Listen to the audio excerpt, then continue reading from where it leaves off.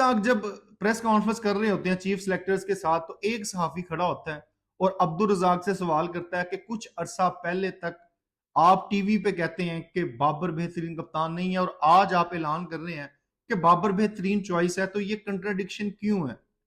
ये कुछ मंथ में एकदम से कैसे बाजी पलट जाती है?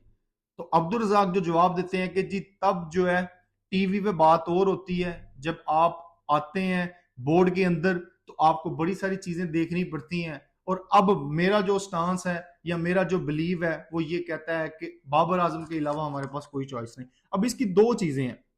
एक वो चीज जो मैं हमेशा से अपनी वीडियोस में कहता आया हूं कि साइलेंट सिलेक्टर का काम है, और वो उसमें कौन सी चीजें हैं?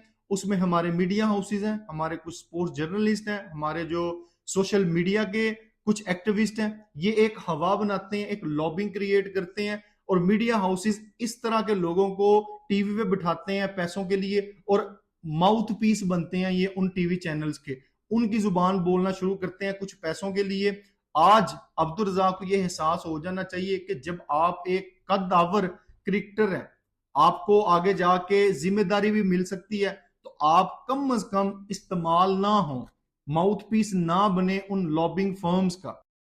इससे मेरे पॉइंट ऑफ व्यू को तकवीत मिलती है जब मैं कहता हूं कि ये साइलेंट सिलेक्टर का बड़ा अहम रोल है पाकिस्तान टीम की सिलेक्शन में। अब अब्दुल रज़ाक को, जैसे मैंने पहले बताया, समझ जाना चाहिए कि ये इस्तेमाल हुए हैं, और आज अगर एम्बेरसमेंट उनको हुई है पूरे पाकिस्तानी मीडिया के सामने, जिस तरह का उनका स्टेचर है, मेरा नहीं ख्याल कि कोई भी बंदा इनको डिसलाइक करता है, लेकिन अपनी इस हरकत की वजह से वो आज शर्मिंदा है। दूसरा जो एंगल है वो ये है कि क्यों बाबर आजम को दोबारा कैप्टन बनाने पे मजबूर हुए हैं, कि आपके पास कोई ऑल्टरनेट ऑप्शन नहीं थी। आज वहाब रियाज क्या कहते हैं कि we had no option for captaincy except Babar Azam, यानी कि बाबर आजम के अलावा हमारे पास ऑप्शन ही नहीं है। मैं अपनी वीडियोस में यही कहता रहा हूं कि जब आपने वाइस कैप्टन को उसका हक नहीं देना, तो आपने रैंडमली किसी को भी पिक कर लेना है कैप्टनसी के लिए, तो आपकी क्रिकेट आगे नहीं चल सकती। एक सीरीज पे लेके आते हैं, परफॉर्म नहीं करता, सारी दुनिया उस पर चढ़ाई कर देती है, आप उसका भी कैरियर जो है खराब कर देते हैं, उसका कॉन्फिडेंस जो है वो शैटर्ड हो जाता है, दोबारा फिर आपको उसी पे आना पड़ता है।